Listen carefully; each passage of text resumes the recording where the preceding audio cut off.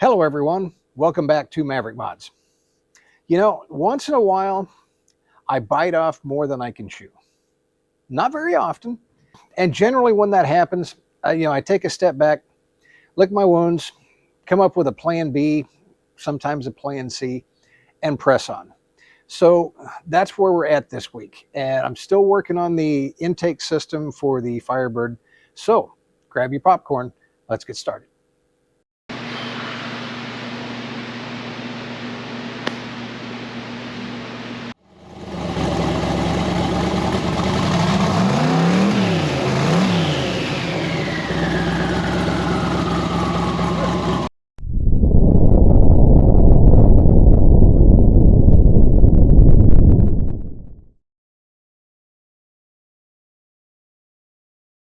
Last week, I put a little bit of a teaser, bonus footage on the video where I was working on the intake system for the Firebird. And so my plan was I would mock the pieces up in steel, transfer those pieces to aluminum, and make the real intake out of aluminum. Well, okay, that didn't turn out as well as I thought. In fact, it turned out horribly. So what I'm going to do this week is I'm going to do the creation of the intake from start to finish, and I'll just do the highlights of what I did last week so that, the video seems like it's a little bit more, continuous, a little bit more. So it just seems like the video flows a little bit better, start to finish, rather than me picking it up halfway into the disaster. So here we go. What I've seen in the past when somebody does an LS swap to, a second gen F body or a first gen like this, the problem you run across is what to do with the intake. And generally what you see is because they can't run it, there's no room to run it forward. What they do is they take a pipe and they run it across the side here and they dump it down on one side or the other over here into a cone filter, or maybe they have a cold air box, something like that. So that's all fine and dandy. I don't want to do that. This is a 3.5 inch opening. So if I took a 3.5 inch pipe with a 90-degree bend and came along here somewhere and ran it down here and put a cone filter on it, that is a fairly long length of travel for the airflow to go through. And the longer the length of travel and the more surface area that the air touches along the way, you get disruption, you get turbulence inside the pipe, not counting the bend into here. Now, I could do the simple and easy way and just get myself a pipe, run it along the side here and dump it down here and be done with it. Or I could do it the hard way. And well, you guys know me, I'm probably going to do it the hard way. So what I got to thinking about was, how did the fourth gen, the 2000 Z28, what did the intake look like on that? Or I should say the air cleaner assembly look like on that? And here it is. Now I can't use this because I don't have the room for it. But it basically plugged in to the mass airflow sensor, but it plugged into the intake, and then it expanded out very rapidly. And of course, the filter set in here. So what you had was minimal restriction or restrictive tube without that long length that would have if I came along here. I got to think about that and what can I do to kind of work in this vein. So here's what I got to thinking about. I would really like to run the intake straight forward and come down and go between my air conditioner condenser and my core support. Problem is, if I do a 3.5 inch pipe and I come straight out, I don't have the room for that. I could flatten a 3.5 inch pipe, oval it out to make it fit in here. There are some aftermarket intakes that do that. But I also got to thinking, I also have to make a cover plate that goes across top here. Maybe I can integrate the intake with that cover plate. So here was what I came up with. This is muffler pipe, so this is for mock-up purposes only. I'll replace this with aluminum when the time comes. So this is a 3.5 inch exhaust pipe. So I'm going to go ahead and just slide it in here for now. Now keep in mind, I'm also going to delete the mass airflow sensor. So that, just ignore that. So that's going to go to about right there. Then again, this is muffler pipe. mock-up purposes only, I got to thinking, what if I could take two of these, which do fit down in here, and kind of set them one on each side and join them together. So I could put, of course, I'll put the cone filters on the bottom of these down in front of the air conditioner condenser. But I got to thinking, I've got more surface area on two 2.5-inch pipes than I do on one 3.5-inch pipe. So that would be actually kind of, in a way, replicating the original factory intake system, which was a pretty good intake.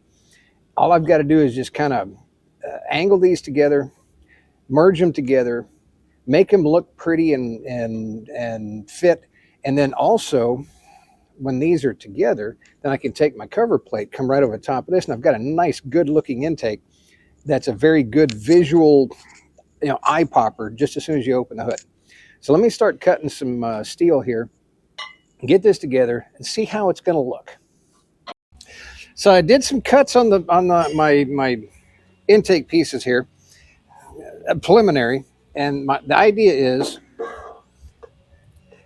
I'm just going to I brought these two pieces in just enough to match the diameter of my center 3.5-inch pipe, which, of course, is 3.5 inches around here, but I've narrowed this part down so that from here to here is 2.5 inches, which is the same as the outer diameter of these pipes.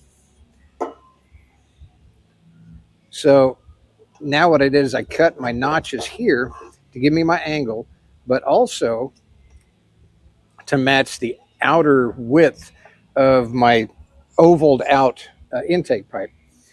And I'm pretty close here. I'm close enough now. I'm looking good clearance wise everywhere,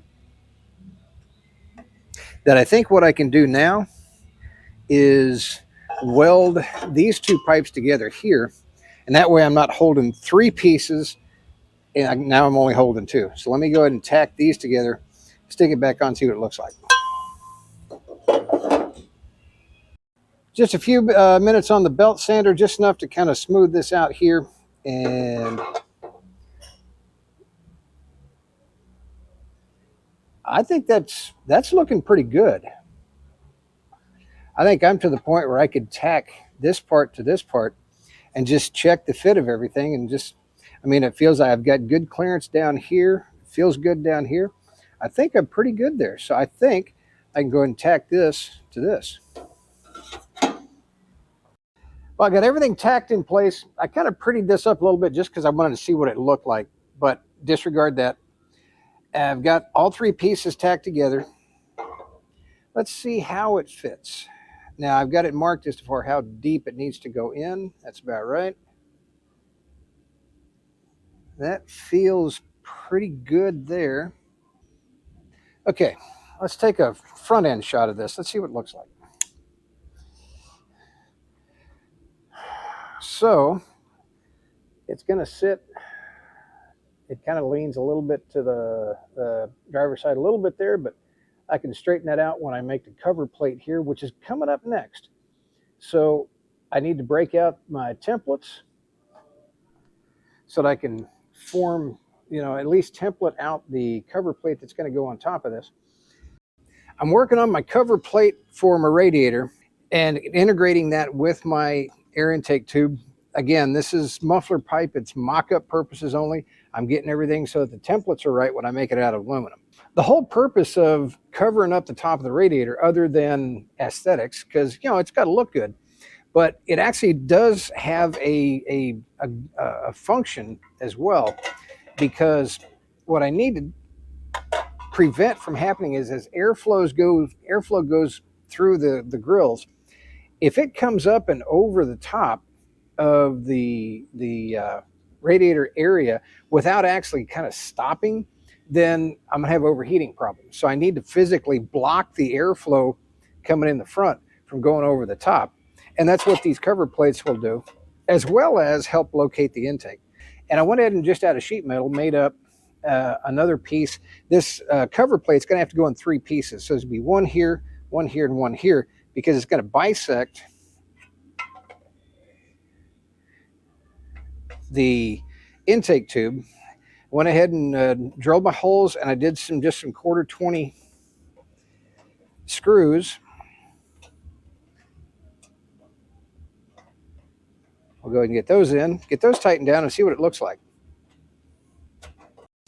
So here's the driver's side cover plate. Now, of course, I can tweak my little edge here. It looks like I trimmed a little bit too much. Not a problem. And of course, this is going to wind up being welded to this. So it'll all be one piece.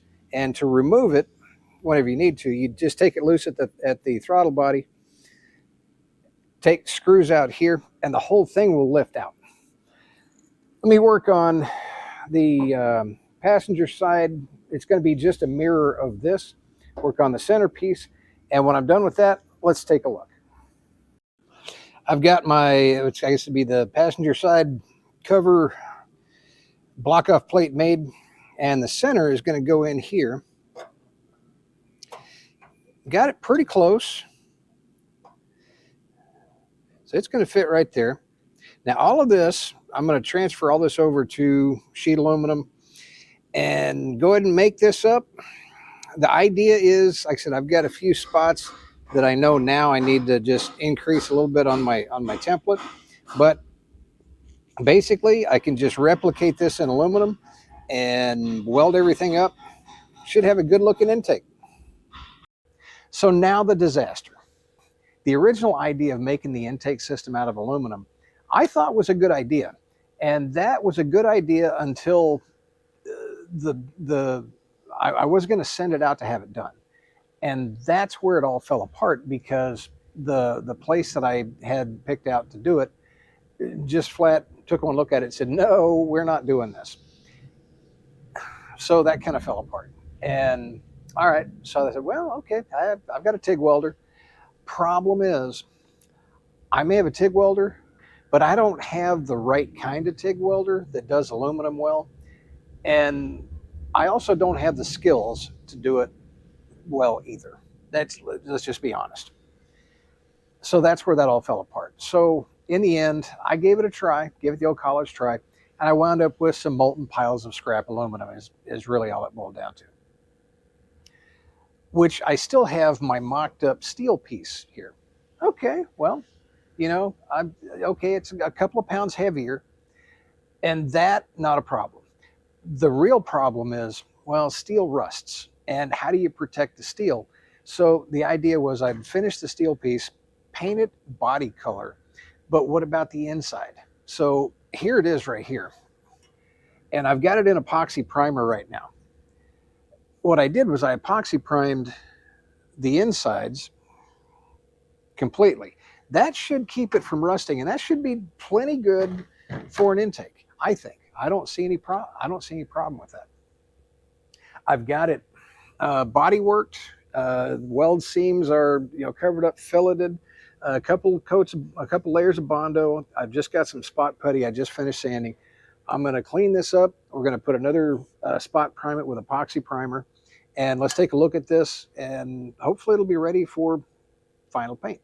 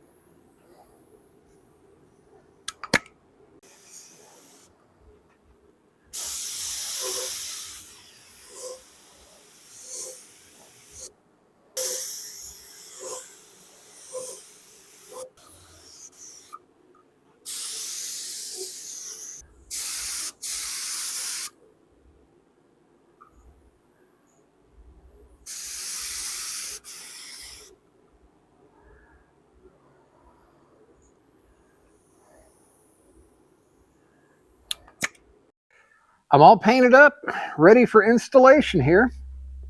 I go ahead and slide in, trying to be careful because I'm not entirely certain that the paint's completely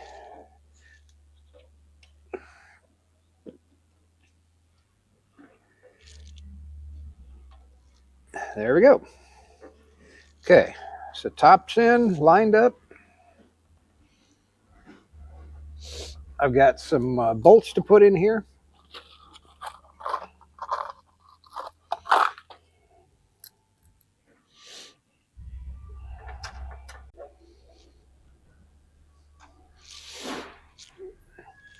Okay, now let's take a look at what really makes this thing pop. Here's kind of the secret to the whole intake system here.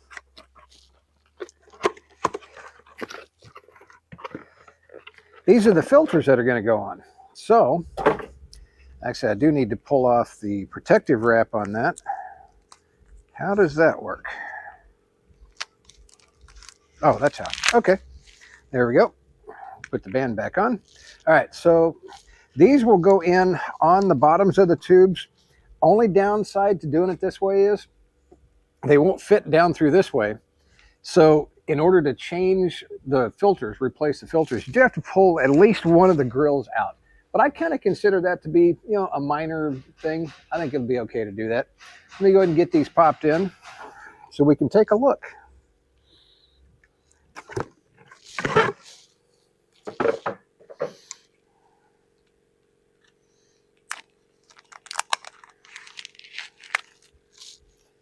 And here's the other one. Let's take a look at the finished intake. Let's start off at the filters. So, like I said, the only downside to changing the filters is it would have to pop the grill out, but should be no real big deal. Otherwise, there's that portion of it. You come up, and I've got my block-off plate for the radiator.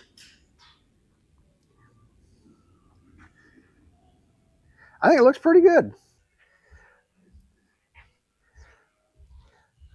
The eagle-eyed among you might actually see I did get a run. It's just the way I had that thing hung. It started right here. Looks okay there, but it kind of culminated right there. I will have to fix that at some point in time. Give it a couple of more days to cure. Then I'll go back and I'll fix up that run. Otherwise, I'm going to say intake is done. Bonus footage, guys. I'm actually down to the point of installing the windshield washer tank. This is kind of be a mirror of the coolant overflow on the other side, but I've got my brackets already made up. They're actually made up before. I've just got to put them in, but on this side I never actually mounted it to the fender. I just mounted it to the, well, it's not the battery tray on this side, but the tray on the bottom here. So what I'm going to do, go ahead and bolt it down. I've already got a riv nut in the tray down at the bottom. That's just going to locate it there. And what I need to do is I need to locate where I'm going to put my hole in the fender. So I've got a riv nut here. So I'm going to take and just go through my spot there. Make myself a mark that I can see, and I can see that. Let's go ahead and pull that out. All right, so I got my mark.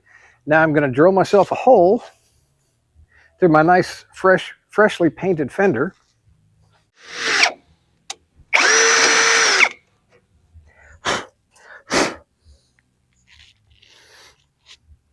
All right, now let's put my bracket back in. Oh, that didn't work. Always got to be careful with Allens and power tools or impacts.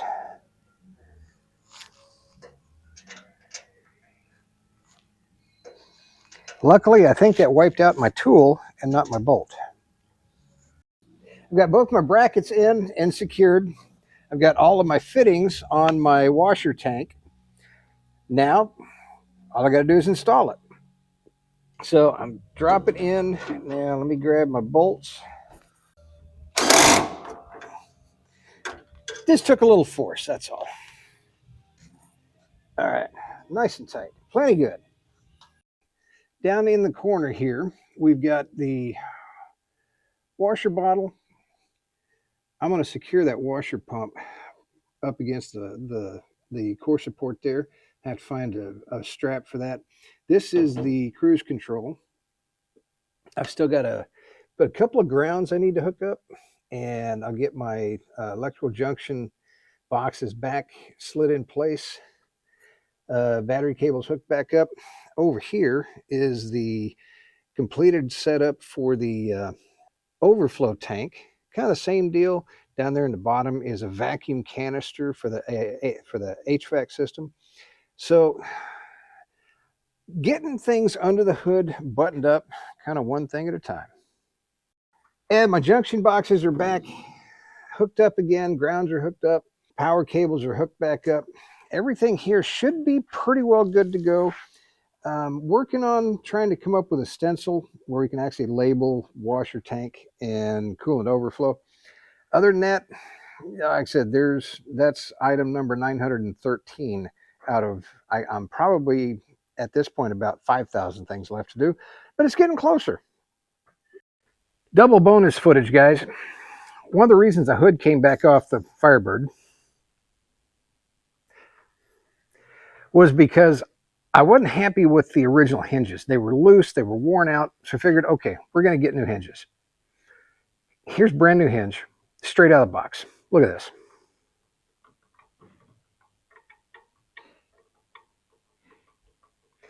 That, obviously, there should be no play there at all.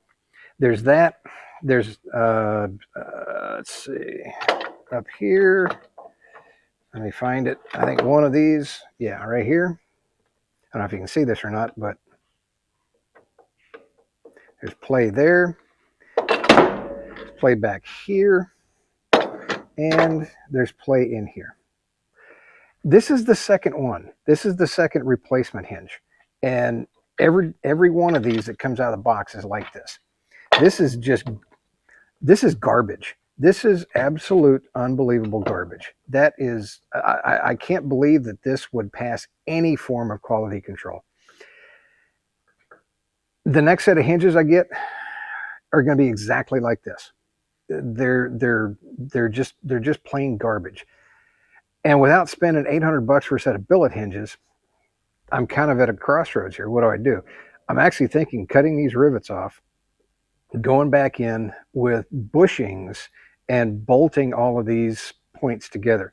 I got nothing to lose at this point. I'm going to give that a try and see if I can make that work. That probably will be included in next week's video. Well, that's going to do it for this week, guys.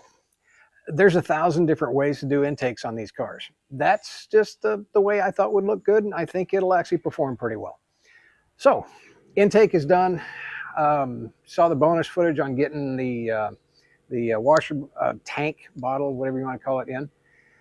I'm finishing up as much as I can to button the car up, get it ready for bodywork. And that's pretty much just about where we're at. So next couple of weeks, I don't know how much Firebird coverage there's going to be because, you know, bodywork and it's sanding, and it's a lot of sanding, and it's just, oh, glorious, glorious sanding, a lot of it. So we'll see what I come up with next week. Certainly do appreciate everybody tuning in every week. Do me a favor, if you're not subscribed, just go down there and hit the subscribe button. Doesn't cost anything. We'll see you guys next week. Everybody, have a great day.